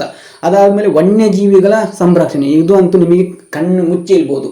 ವನ್ಯಜೀವಿಗಳಂತ ಬಂದರೆ ಯಾವುದು, ಕಾಡು ಪ್ರಾಣಿಗಳು, ಹುಲಿ, ಸಿಂಹ, ಚಿರತೆ, ಚೀತಾ, ಇಂತಹ ಪ್ರಾಣಿಗಳನ್ನೇನು ಮಾಡುವಂಥದ್ದು, ಸಂರಕ್ಷಣೆ ಮಾಡುವಂಥದ್ದು. ಈ ರೀತಿಯ ಸಂರಕ್ಷಣೆ ಮಾಡಬೇಕಂತ ಆ ಟೈಮಲ್ಲಿ ಅಂಬೇಡ್ಕರ್ ಇದೆಲ್ಲ ಬರಬೇಕು, ಈ ಒಂದು ಕಾಯ್ದೆಗಳು ಬರಬೇಕಂತ ಏನಿತ್ತಂದರೆ ಅಂಬೇಡ್ಕರ್ ಅವರ ಆಸೆ ಇತ್ತು. ಅದೀಗ ಪರಿಸರ ಸಂರಕ್ಷಣೆಗೆ ಸಂಬಂಧಪಟ್ಟ ಕಾಯ್ದೆ ಬಂದಿದೆ, ಮತ್ತು ವನ್ಯಜೀವಿಗಳ ಸಂರಕ್ಷಣೆಗೆ ಸಂಬಂಧಪಟ್ಟ ಕಾಯ್ದೆ ಎಲ್ಲ ಬಂದಿದೆ. ಮುಂದೆ ಇದನ್ನು ನಾನು ಹೇಳ್ತೀನಿ ಯಾವುದೆಲ್ಲ ಬಂದಿದೆ ಅಂತ. ಕೊನೆಯದಾಗಿ ನಾವು ನೋಡ್ಕೊಳ್ಳಿಕ್ಕೆ ಉಂಟು ಯಾವ ರೀತಿ ಅಂದರೆ, ಈಗ ರಾಜ್ಯ ನಿರ್ದೇಶಕ ತತ್ವಗಳಲ್ಲಿ 36 41 ವಿಧಿ ಇತ್ತಲ್ಲ, 51 ವಿಧಿ ಇತ್ತಲ್ವಾ, ಇದರಲ್ಲಿ ಯಾವುದೆಲ್ಲ ಜಾರಿಗೆ ಬಂದಿದೆ ಅಂತ ಒಂದು ಸಪ್ರೇಟಾಗಿ ಒಂದು 20-25 ನಿಮಿಷ ನೋಡ್ಕೊಳ್ಳೋ ಮುಂದೆ, ನಿಮಗೆ ಏನಾದರೂ ಅರ್ಥ ಆಗಲಿಕ್ಕೆ. ಇದನ್ನು ಮತ್ತೆ ನಾನು ಹೇಳ್ತೀನಿ. 48ನೇ ವಿಧಿ ಏನು ಹೇಳ್ತದೆ, ಪರಿಸರ ಸಂರಕ್ಷಣೆ ಮಾಡುವಂಥದ್ದು, ವನ್ಯಜೀವಿಗಳ ಸಂರಕ್ಷಣೆ. ಈಗ ಪರಿಸರ ಸಂರಕ್ಷಣೆ ಮಾಡೋದಂದರೆ ಅದು ಇದೇ ಜಾತಿಯವರು ಅದೇ ಜಾತಿಯವರಂತಲ್ಲ, ಭಾರತದಲ್ಲಿರುವಂತಹ ಶ್ರೀಮಂತರು ಬಡವರು ಎಲ್ಲ ಒಟ್ಟಿಗೆ ಏನು ಮಾಡಬೇಕು, ಈ ಒಂದು ಇದನ್ನು ಮಾಡಬೇಕು. ವನ್ಯಜೀವಿಗಳ ಸಂರಕ್ಷಣೆ ಸಹ ಅಷ್ಟೇ. ಈಗ ನೀವು ವನ್ಯಜೀವಿಗಳಿಗೆ ಎಷ್ಟು ಪ್ರಾಣಿಗಳಿಗೆ, ಅದು ಹುಲಿ, ಟೈಗರ್ ಅಂತ ಬಂದರೆ ಎಷ್ಟು ಮಹತ್ವ ಕೊಡ್ತಾರೆ ಅಂದರೆ ಮನುಷ್ಯನಿಗಿಂತ ಟೈಗರಿಗೆ ಹೆಚ್ಚು ಮಹತ್ವ ಕೊಡ್ತಾರೆ, ಅದು ಗೊತ್ತಿರ್ತದೆ ನಿಮಗೆ. ಇದೆಲ್ಲ ಇದ್ದದ್ದು ಯಾವುದಂದರೆ 48A. 48 ಯಾವುದು, ಕೃಷಿ ಆಧುನೀಕರಣ ಮತ್ತು ಗೋಹತ್ಯೆ ನಿಷೇಧ. ಅದು ಎಲ್ಲಿ ಬರುವಂಥದ್ದು, ಗಾಂಧಿ ತತ್ವದಲ್ಲಿ ಬರುವಂಥದ್ದು. ಇದು ಯಾವುದು, ನಮ್ಮ 48A ವಿಧಿ, ಪರಿಸರ ಸಂರಕ್ಷಣೆ, ವನ್ಯಜೀವಿಗಳ ಸಂರಕ್ಷಣೆ. ಅದಾದಮೇಲೆ ವಿಧಿ 49, ನಾನು ನಿನ್ನೆ ಹೇಳಿದ್ದೀನಿ, ಪ್ರಾಚೀನ ಸ್ಮಾರಕಗಳನ್ನು ಏನು ಮಾಡೋದು, ರಕ್ಷಣೆ ಮಾಡುವಂಥದ್ದು. ಪ್ರಾಚೀನ ಸ್ಮಾರಕಗಳನ್ನು ಏನು ಮಾಡುವಂಥದ್ದು ಅಂದರೆ ರಕ್ಷಣೆ ಮಾಡುವಂಥದ್ದು. ಪ್ರಾಚೀನ ಸ್ಮಾರಕಗಳಂತ ಬಂದರೆ ಯಾವುದು, ಈಗ ನಮ್ಮ ಕರ್ನಾಟಕದಲ್ಲಿ ಪಟ್ಟದಕಲ್ಲು, ಐಹೊಳೆ, ಹಂಪಿ ತುಂಬ ಉಂಟಲ್ಲ. ಇಂತಹ ಒಂದು ಪ್ರಾಚೀನ ಸ್ಮಾರಕಗಳೇನು ಮಾಡೋದು, ಸಂರಕ್ಷಣೆ ಮಾಡುವಂಥದ್ದು. ಯಾರು ಸಂರಕ್ಷಣೆ ಮಾಡಬೇಕು, ನಮ್ಮ ಜನರೇ ಸಂರಕ್ಷಣೆ ಮಾಡಬೇಕು. ಈಗ ನಾವೆಲ್ಲರೂ ಎಲ್ಲಿಗೆ ಹೋಗ್ತೀವಿ, ಬಾದಾಮಿ ಹೋಗ್ತೀವಿ. ಯಾಕೆ ಹೋಗ್ತೀವಿ ಬಾದಾಮಿಗೆ, ಅಲ್ಲಿ ಪಟ್ಟದಕಲ್ಲು, ಐಹೊಳೆ ಇದನ್ನು ಏನು ಮಾಡಲಿಕ್ಕೆ, ನೋಡಿ ಫೋಟೋ ತೆಗೆಯುವುದು ಬರುವುದು ಅಷ್ಟೇ. ಅದನ್ನು ಬಿಟ್ಟು ಅಲ್ಲಿ ಸ್ವಲ್ಪ ಏನಾದರೂ ಗೀಚಾಗುವಂಥ, ಈ ರೀತಿ ಗೀಚ ಹಾಕುವಂಥದ್ದು, ಅಥವಾ ಅದನ್ನು ಸ್ವಲ್ಪ ಅದರ ಒಂದು ಮಂದಾಕಿಯನರ, ಈಗ ನೋಡಿ ಇಲ್ಲಿ ಹಾಸನ ಜಿಲ್ಲೆಯ ಬೇಲೂರು ತಾಲೂಕಿನ ಮಂದಾಕಿಯನರ ಏನುಂಟು, ಮೂರ್ತಿ ಉಂಟು. ಆ ಮೂರ್ತಿಯನ್ನು ಸ್ವಲ್ಪ ಅವರ ಕಿವಿ ಕಟ್ಟು ಮಾಡುವಂಥದ್ದು, ಕೈ ಕಟ್ಟು ಮಾಡುವಂಥದ್ದು, ಅವರಿಗೆ ಅದಕ್ಕೆ ಕಲ್ಲು ಹೊಡೆಯುವಂಥದ್ದು, ಈ ರೀತಿ ಎಲ್ಲ ಮಾಡಬಾರ್ದು. ಯಾಕೆ ಮಾಡಬಾರ್ದು, ಅದೊಂದು ಪ್ರಾಚೀನ ಒಂದು ಸ್ಮಾರಕಗಳು. ಆ ಒಂದು ಸ್ಮಾರಕಗಳಿಂದ ನಮ್ಮ ದೇಶ ಏನಾಗ್ತದೆ, ತುಂಬ ಎಷ್ಟೋ ಜನರು ಈಗ ನಮ್ಮ ವಸ್ತುಗಳನ್ನು ನಾವು ನೋಡಲಿಕ್ಕೆ ನಮಗೆ ತುಂಬ ಬೋರು. ಅದೇ ನಮ್ಮ ವಸ್ತುಗಳನ್ನು ಬೇರೆಯವರು ನೋಡುವುದಾದರೆ ತುಂಬ ಇಷ್ಟ ಪಡ್ತಾರೆ. ಅಂದರೆ ನಮ್ಮ ದೇಶದಲ್ಲಿರುವಂತಹ ಪ್ರಾಚೀನ ದೇವಾಲಯಗಳನ್ನು ನಮಗೆ ನೋಡೋದಂದರೆ ತುಂಬ ಕಷ್ಟ, ಅಂದರೆ ಅಷ್ಟು ಇಷ್ಟ ಆಗಲ್ಲ ನಮಗೆ. ಅದೇ ನೀವೇನಾದರೂ ಬೇರೆ ದೇಶದವರು ಏನಾದರೂ ಬಂದರೆ ಅವರಂತೂ ಅದನ್ನು ಕಣ್ಣು ಬಿಟ್ಟು ನೋಡ್ತಾರೆ. ಅಂದರೆ ಎಲ್ಲ ದೇಶದವರು ಏನಾಗ್ತದೆ, ನಮ್ಮ ದೇಶಕ್ಕೆ ಬರ್ತಾರೆ. ಯಾವುದಕ್ಕೆ ಬರ್ತಾರೆ, ಪ್ರವಾಸಕ್ಕೆ ಬರ್ತಾರೆ, ಟೂರಿಸ್ಟ್ ಆಗಿ ಬರ್ತಾರೆ. ಟೂರಿಸ್ಟಿಂದ ಬಂದಂತಹ ಒಂದು ಎಲ್ಲರೂ ಬಂದರೆ ನಮ್ಮ ದೇಶ ಏನಾಗ್ತದೆ, ಡೆವಲಪ್ ಆಗ್ತದೆ. ಯಾಕೆ ಡೆವಲಪ್ ಆಗ್ತದೆ, ಯಾಕೆಂದರೆ ಟೂರಿಸ್ಟ್ ಅವರೇನು ಬರುವಾಗೇನು ಸುಮ್ಮನೆ ಬರಲ್ಲ, ಏನು ಮಾಡ್ತಾರೆ, ದುಡ್ಡು ಕೊಡ್ತಾರೆ. ಇಲ್ಲಿ ಯಾವುದು ಅಭಿವೃದ್ಧಿ ಆಗ್ತದೆ, ದೇಶದ ಪ್ರವಾಸೋದ್ಯಮ ಮಾಧ್ಯಮ ಏನಾಗ್ತದೆ ಅಂದರೆ ಅಭಿವೃದ್ಧಿ ಆಗ್ತದೆ. ಯಾವುದರಿಂದ, ಈ ಒಂದು ಪ್ರಾಚೀನ ಸ್ಮಾರಕಗಳಿಂದ. ಅದಕ್ಕಾಗಿ ಏನು ಹೇಳ್ತಾರೆ ಅಂದರೆ 49ನೇ ವಿಧಿ, ಪ್ರಾಚೀನ ಸ್ಮಾರಕಗಳನ್ನು ರಕ್ಷಣೆ ಮಾಡಬೇಕು ಅಂತ ಹೇಳ್ತದೆ. ಇನ್ನು 50ನೇ ವಿಧಿ, ಇದು ತುಂಬ ಇಂಪಾರ್ಟೆಂಟ್, ವೆರಿ ವೆರಿ ಇಂಪಾರ್ಟೆಂಟ್. ನ್ಯಾಯಾಂಗದಿಂದ ಕಾರ್ಯಾಂಗವನ್ನು ಬೇರ್ಪಡಿಸುವುದು. ನ್ಯಾಯಾಂಗದಿಂದ ಕಾರ್ಯಾಂಗವನ್ನು ಬೇರ್ಪಡಿಸುವಂಥದ್ದು ಏನು, ನ್ಯಾಯಾಂಗದಿಂದ ಕಾರ್ಯಾಂಗವನ್ನು ಬೇರ್ಪಡಿಸುವುದು ಅಂತ ಬಂದರೆ, ಈಗ ನಮ್ಮಲ್ಲಿ ನ್ಯಾಯಾಂಗ ಅಂತ ಬಂದರೆ ಇಡೀ ದೇಶಕ್ಕೆ ನ್ಯಾಯಾಂಗ ಒಂದೇ, ಸುಪ್ರೀಂ ಕೋರ್ಟ್ ಏನುಂಟು, ಫ್ರೀಡಮ್ ಆಗಿ ಉಂಟು. ಫ್ರೀಡಮ್ ಅಂದರೆ ಇದಕ್ಕೆ ಸುಪ್ರೀಂ ಕೋರ್ಟ್ಗೆ ಯಾವುದುಂಟು ಅಂದರೆ ಸ್ವಾತಂತ್ರ್ಯ ಉಂಟು. ಯಾವ ರೀತಿಯ ಸ್ವಾತಂತ್ರ್ಯ ಉಂಟು? ಈಗ ಶಾಸಕಾಂಗ ಮತ್ತು ಕಾರ್ಯಾಂಗದವರು ಮಾಡಿದಂತಹ ಯಾವುದಾದ್ರೂ ಕಾಯಿದೆ, ಯಾವುದು ಶಾಸಕಾಂಗ ಅಥವಾ ಅಂದರೆ ಎಕ್ಸಿಕ್ಯೂಟಿವ್ ಅಥವಾ ಲೆಗಿಸ್ಲೇಚರ್ ಮಾಡಿದಂತಹ ಯಾವುದಾದ್ರೂ ಒಂದು ಕಾಯಿದೆ ಅಥವಾ ಆ್ಯಕ್ಟನ್ನು ಯಾರು ಪ್ರಶ್ನೆ ಮಾಡ್ಬೋದು? ಇಲ್ಲಿ ಪ್ರಶ್ನೆ ಮಾಡ್ಬೋದು ನ್ಯಾಯಾಂಗ. ಈಗ ನಾನು ಶಾಸಕಾಂಗ ಅಂದರೆ ಏನು, ಕಾರ್ಯಾಂಗ ಅಂದರೆ ಏನು ಎಲ್ಲ ನಿಮಗೆ ನಾನು ಡೀಟೇಲ್ಸ್ ಆಗಿ ಹೇಳಿದ್ದೀನಿ, ಮತ್ತೆ ಇಲ್ಲಿ ಹೇಳಲಿಕ್ಕೆ ಇಷ್ಟಪಡಲ್ಲ. ಶಾಸಕಾಂಗ ಕಾರ್ಯಾಂಗದವರು ಮಾಡಿದಂತಹ ಕಾಯ್ದೆ ಮುಂದೆ ಹೇಳಲಿಕ್ಕೆ ಇದ್ದೀವಿ. ಅಂದರೆ ಇಷ್ಟು ಆಲ್ರೆಡಿ ಹೇಳಿದ್ದೀನಿ, ಮುಂದೆ ನಿಮಗೆ ಸರಿಯಾಗಿ ಅರ್ಥ ಆಗ್ತದೆ. ಈಗ ಇದೊಂದು ಮುಗಿದರೆ ಮತ್ತೆ ಸ್ಟಾರ್ಟ್ ಆಗ್ತದೆ ನಮ್ಮ ಸೆಂಟ್ರಲ್ ಗೌರ್ಮೆಂಟ್ ಅನ್ನುವಂಥ ಒಂದು ಚಾಪ್ಟರಲ್ಲಿ, ಅಲ್ಲಿ ನಿಮಗೆ ಗೊತ್ತಾಗ್ತದೆ ಇದೆಲ್ಲ. ಈಗ ಇವರು ಮಾಡಿದಂಥ ಕಾಯ್ದೆಯನ್ನು ಪ್ರಶ್ನೆ ಮಾಡುವಂಥ ರೈಟ್ಸ್ ಯಾರಿಗೆ ಉಂಟು? ನ್ಯಾಯಾಂಗಕ್ಕೆ ಉಂಟು. ನ್ಯಾಯಾಂಗಕ್ಕೆ ಯಾಕೆ ಉಂಟು? ಅದು ಯಾವುದರಿಂದ ಬೇರ್ಪಾಡಾಗಿದೆ? ಕಾರ್ಯಾಂಗದಿಂದ ನ್ಯಾಯಾಂಗ ಏನಾಗಿದೆ? ಫ್ರೀಡಮ್ ಅಂದರೆ ಸ್ವಾತಂತ್ರ್ಯವಾಗಿದೆ. ಅದೇ ಎಲ್ಲರೂ ಅವತ್ತೇ ಅಂಬೇಡ್ಕರ್ ಅವರು ಏನು ಮಾಡಿದ್ದಾರೆ? ಥಿಂಕ್ ಮಾಡಿದ್ದಾರೆ. ಎಂಥ ಥಿಂಕಿಂಗ್ ನೋಡಿ ಅಂತ ಅಂಬೇಡ್ಕರ್ ಅವರದು. ಅಂಬೇಡ್ಕರ್ ಅವರಿಗೆ ಗೊತ್ತಿತ್ತು ಈ ಒಂದು ಕಾರ್ಯಾಂಗ ಏನಾದರೂ ನ್ಯಾಯಾಂಗವನ್ನೇನಾದರೂ ಕಂಟ್ರೋಲ್ ಮಾಡುವುದು ಏನಾದರೂ ಇದ್ದಿದ್ದರೆ ನಮ್ಮಲ್ಲಿ ಉಂಟಲ್ವ ಎಂತೆಂಥ ಕಾಯ್ದೆ ಬಂದು ನಮ್ಮ ದೇಶ ಅದು ಏನು ಹೇಳ್ತಾರೆ, ಅಭಿವೃದ್ಧಿ ಹೊಂದುತ್ತಿರುವ ದೇಶ ಅಲ್ಲ, ಅಭಿವೃದ್ಧಿ ಆಗದ ದೇಶ ಆಗ್ತಿತ್ತು. ಕಾರಣ ಏನಂದರೆ ಇಲ್ಲಿ ಕಾರ್ಯಾಂಗ ಮತ್ತು ಶಾಸಕಾಂಗದವರು ಮಾಡಿದಂತಹ ಕಾಯ್ದೆಗೆ ಯಾರು ಪ್ರಶ್ನೆ ಅಂದರೆ ಕಂಟ್ರೋಲೇ ಮಾಡಲಿಕ್ಕಿಲ್ಲದಿದ್ದರೆ ಅವರು ಯಾವುದನ್ನು ಬೇಕಾದರೂ ಕಾಯ್ದೆ ಮಾಡ್ಬೋದು ಅನ್ನುವಂಥ ಒಂದು ದೃಷ್ಟಿಯಿಂದ 50ನೇ ವಿಧಿಯಲ್ಲಿ ನಮ್ಮ ಅಂಬೇಡ್ಕರ್ ಅವರು ನ್ಯಾಯಾಂಗದಿಂದ ಕಾರ್ಯಾಂಗವನ್ನು ಬೇರ್ಪಡಿಸಬೇಕು ಅಂತ ಏನು ಮಾಡ್ತಾರೆ ಅಂದರೆ ಅವತ್ತೇ ಹೇಳಿರ್ತಾರೆ. ಅದರ ಪ್ರಕಾರ ಈಗ ಏನುಂಟು? ನಮ್ಮ ನ್ಯಾಯಾಂಗ ಸ್ವಾತಂತ್ರ್ಯ ಉಂಟು. ಈಗ ಒಂದು XYZ ಅನ್ನುವಂಥ ಒಂದು ಕಾಯಿದೆ ಯಾರು ಮಾಡ್ತಾರೆ? ಶಾಸಕಾಂಗ ಮತ್ತು ಕಾರ್ಯಾಂಗದವರು ಸೇರಿ ಮಾಡ್ತಾರೆ. ಈ ಕಾಯ್ದೆ ನಮ್ಮ ದೇಶಕ್ಕೆ ಒಳ್ಳೆಯದು ಅಂದರೆ ಓಕೆ, ನಮ್ಮ ದೇಶಕ್ಕೆ ಇದು ಒಳ್ಳೆಯದಂತ ಅನಿಸಿದರೆ ಇದು ನಮ್ಮ ನ್ಯಾಯಾಂಗ ಏನು ಮಾಡಲ್ಲ, ರದ್ದು ಮಾಡಲ್ಲ. ಅದೇ ಈ ಕಾಯ್ದೆ ನಮ್ಮ ದೇಶಕ್ಕೆ ಏನಾದರೂ ಧಕ್ಕೆ ತರುವಂತಿದ್ದರೆ ಅದನ್ನೇನು ಮಾಡ್ತದೆ ಅಂದರೆ ರದ್ದು ಮಾಡ್ತದೆ. ಅದೇ ಏನಂತ ಅರ್ಥ ಇಲ್ಲಿ? ನ್ಯಾಯಾಂಗ ಸ್ವಾತಂತ್ರ್ಯವಾಗಿ ಉಂಟು, ನ್ಯಾಯಾಂಗಕ್ಕೆ ಫ್ರೀಡಮ್ ಉಂಟು, ನ್ಯಾಯಾಂಗವನ್ನು ಯಾರು ಏನು ಮಾಡ್ತಿಲ್ಲ, ಕಂಟ್ರೋಲ್ ಮಾಡ್ತಿಲ್ಲ ಅಂತ ಅರ್ಥ. ಈ ರೀತಿ ಉಲ್ಲೇಖ ಇದ್ದಂಥ ವಿಧಿ ಅಂದರೆ 50ನೇ ವಿಧಿ. ಇನ್ನು 51 ವಿಧಿ ಕೊನೆಯದು, ಅಂತಾರಾಷ್ಟ್ರೀಯ ಶಾಂತಿ ಒಪ್ಪಂದ ಮತ್ತು ಭದ್ರತೆಯನ್ನು ಕಾಪಾಡುವುದು. ನಿಮಗೆಲ್ಲ ಗೊತ್ತಿರ್ತದೆ, ಇದು ನಮಗೆ ಇಂಪಾರ್ಟೆಂಟ್ ಅಲ್ಲ. ಅಂತಾರಾಷ್ಟ್ರೀಯ ಶಾಂತಿ ಒಪ್ಪಂದ ಅಂತ ಬಂದರೆ ಈಗ ನಾವು ನಮ್ಮ ಭಾರತ ಮತ್ತು ಅಮೇರಿಕಾ, ಭಾರತ ಮತ್ತು USA, ಭಾರತ ಮತ್ತು ರಷ್ಯಾ, ಭಾರತ ಮತ್ತು ಇಸ್ರೇಲ್, ಈ ರೀತಿ ಭಾರತ ದೇಶ ಪ್ರಮುಖವಾಗಿ ನಮ್ಮಲ್ಲಿರುವಂಥ ಎಲ್ಲ ಬೇರೆ ಬೇರೆ ದೇಶಗಳೊಂದಿಗೆ ಏನಾಗಿದೆ ಅಂದರೆ ಅಂತಾರಾಷ್ಟ್ರೀಯ ಒಪ್ಪಂದವನ್ನು ಮಾಡ್ಕೊಳ್ತದೆ. ಆ ಅಂತಾರಾಷ್ಟ್ರೀಯ ಒಪ್ಪಂದ ಯಾಕೆ ಮಾಡ್ಕೊಳ್ತದೆ? ಅವರಿಗೆ ಕೆಲಸ ಇಲ್ಲ ಅಂತ ಮಾಡ್ಕೊಳ್ತದ? ಆ ರೀತಿ ಅಲ್ಲ. ನಮ್ಮ ದೇಶ ಅಭಿವೃದ್ಧಿ ಆಗಬೇಕಂದ್ರೆ ನಮ್ಮಲ್ಲಿ ಏನಾಗಬೇಕು? ಈಗ LPG ಮೂವ್ಮೆಂಟ್ ಎಲ್ಲ ಆಯ್ತಲ್ಲ, ನಿಮಗೆ ಗೊತ್ತಿರ್ತದೆ. ಒಂದು ಭಾರತ ದೇಶ ಅಥವಾ ಯಾವುದೇ ದೇಶ ಅಭಿವೃದ್ಧಿ ಆಗಬೇಕಾದ್ರೂ ನಮ್ಮ ಭಾರತ ದೇಶಕ್ಕೆ ಬೇರೆ ದೇಶದವರು ಏನು ಮಾಡಬೇಕು? ಹೂಡಿಕೆ ಮಾಡಬೇಕು, ಅಂದರೆ ಇನ್ವೆಸ್ಟ್ಮೆಂಟ್ ಮಾಡಬೇಕು. ಅಷ್ಟು ಮಾತ್ರ ಅಲ್ಲ, ನಾವು ಭಾರತದವರು ಏನಾದರೂ ಭಾರತ ದೇಶ ಡೆವಲಪ್ ಆಗಬೇಕಾದ್ರೆ ಬೇರೆ ದೇಶದವರಿಂದ ಏನು ಮಾಡಬೇಕು? ಇಂಟರ್ನ್ಯಾಷನಲ್ ಅಗ್ರಿಮೆಂಟ್ ಮಾಡ್ಕೊಳ್ಬೇಕು, ಅಂದರೆ ಅಂತಾರಾಷ್ಟ್ರೀಯ ಒಪ್ಪಂದ ಮಾಡಿಕೊಳ್ಳೇಬೇಕು. ಇಲ್ಲಾಂದರೆ ನಾವು ಸಿಂಗಲ್ ಆಗಿರ್ತೀವಿ, ನಾವು ಓನ್ ಆಗಿರ್ತೀವಿ, ನಮಗೆ ಯಾರ ಒಪ್ಪಂದ ಅದು ಇದು ಬೇಡ ಅಂದರೆ ನಮ್ಮ ದೇಶ ಏನಾಗಲ್ಲ, ಅಭಿವೃದ್ಧಿ ಆಗಲ್ಲ. ಅದು ಈಗಿನ ಕಾಲದಲ್ಲಂತೂ ಅಭಿವೃದ್ಧಿ ಆಗಲಿಕ್ಕೆ ಸಾಧ್ಯನೇ ಇಲ್ಲ. ಒಂದು ದೇಶ ಏನಾದರೂ ಅಭಿವೃದ್ಧಿ ಆಗಬೇಕಂದ್ರೆ ಅದು ಪ್ರತಿಯೊಂದು ದೇಶದ ಮೇಲೆ ಅವಲಂಬಿತ ಆಗಿಯೇ ಇದೆ. ಈಗ ಅಮೇರಿಕ ನೋಡಿ ಅಂತೆ, ಅಮೇರಿಕ ದೇಶ ಏನಾಗಿದೆ? ಅಭಿವೃದ್ಧಿ ಹೊಂದಿದಂತಹ ದೇಶ. ಆದರೆ ಅಮೇರಿಕ ಈಗ ಸಿಂಗಲ್ ಆಗಿರ್ತೀನಿ, ನಾನು ಅಭಿವೃದ್ಧಿ ಹೊಂದಿದ್ದೀನಿ, ನನಗೆ ಯಾವ ದೇಶದ ಸಪೋರ್ಟ್ ಬೇಡ ಅಂತ ಏನಾದರೂ ಹೇಳಿದರೆ ಅಮೇರಿಕ ಕೆಳಗಡೆನೇ ಬರ್ತದೆ. ಬೆಸ್ಟ್ ಎಕ್ಸಾಂಪಲ್, ಅಮೇರಿಕಕ್ಕೆ ಯಾವುದು ಬೇಕು? ಭಾರತ ಬೇಕೇ ಬೇಕು. ಯಾಕೆ ಭಾರತ ಬೇಕು? ಅಮೇರಿಕದಲ್ಲಿ ಎಲ್ಲ ಉಂಟು, ಗೂಗಲ್ ಉಂಟು, ಅದು ಉಂಟು, ಎಲ್ಲ ಅವರು ಏನೆಲ್ಲ ಉಂಟು ಎಲ್ಲ ಉಂಟು. ಅದು ಎಲ್ಲ ಯೂಸ್ ಆಗಬೇಕಾದ್ರೆ ಯಾರು ಯೂಸ್ ಮಾಡಬೇಕು? ಅದನ್ನು ಅವರಲ್ಲಿರುವಂತಹ ಒಂದು ವ್ಯವಸ್ಥೆಯಲ್ಲಿ ಯಾರು? ಜನರು ಯೂಸ್ ಮಾಡಬೇಕು. ಅಲ್ಲಿರುವ ಜನಸಂಖ್ಯೆ ಕೇವಲ 36 ಕೋಟಿ. ಈಗ ಅಮೇರಿಕದವರೊಂದು X ಅನ್ನುವಂಥ ಒಂದು ಕಾರನ್ನು, ಒಂದು ಯಾವುದಾದ್ರೂ ಒಂದು ಕಾರು, ಹೊಸದಾದಂಥ ಒಂದು ಕಾರನ್ನು ಏನು ಮಾಡ್ತಾರೆ ಅಂದರೆ ಪ್ರೊಡ್ಯೂಸ್ ಮಾಡ್ತಾರೆ. ಈ X ಅನ್ನುವಂಥ ಒಂದು ಕಾರು ಏನಾಗಬೇಕು? ಮುಂದೆ ಸೆಲ್ ಆಗಬೇಕು. ಈ ಅಮೇರಿಕದಲ್ಲಿ 36 ಕೋಟಿ ಜನರಲ್ಲಿ ಈ 36 ಕೋಟಿ ಜನರು ಸಹ 90% ಏನಾಗಿರ್ತಾರೆ? ಶ್ರೀಮಂತರಾಗಿರ್ತಾರೆ. ಅಮೇರಿಕ ಗೊತ್ತಲ್ವಾ, ಶ್ರೀಮಂತವಾದಂತಹ ಒಂದು ದೇಶ. ಈ X ಅನ್ನುವಂಥ ಕಾರು ಅಮೇರಿಕದಲ್ಲಿ ಸೇಲ್ ಆಗ್ತದಾ ಅಥವಾ ಬೇರೆ ದೇಶದಲ್ಲಿ ಸೇಲ್ ಆಗ್ತದೆ ಅಂತ ಬಂದರೆ ಬೇರೆ ದೇಶದಲ್ಲಿ ಸೇಲ್ ಆಗ್ತದೆ. ಯಾವ ದೇಶ? ನಮಗೆ ಅಮೇರಿಕದವರಿಗೆ ಒಂದು ದೊಡ್ಡ ಈಗ ಒಂದು ಪಾಪ್ಯುಲೇಷನ್ ಅಂತ ಅಂದರೆ ಅತಿ ಹೆಚ್ಚು ಪಾಪ್ಯುಲೇಷನ್ ಇರುವ ದೇಶ ಯಾವುದು? ಭಾರತ, 146 ಕೋಟಿ.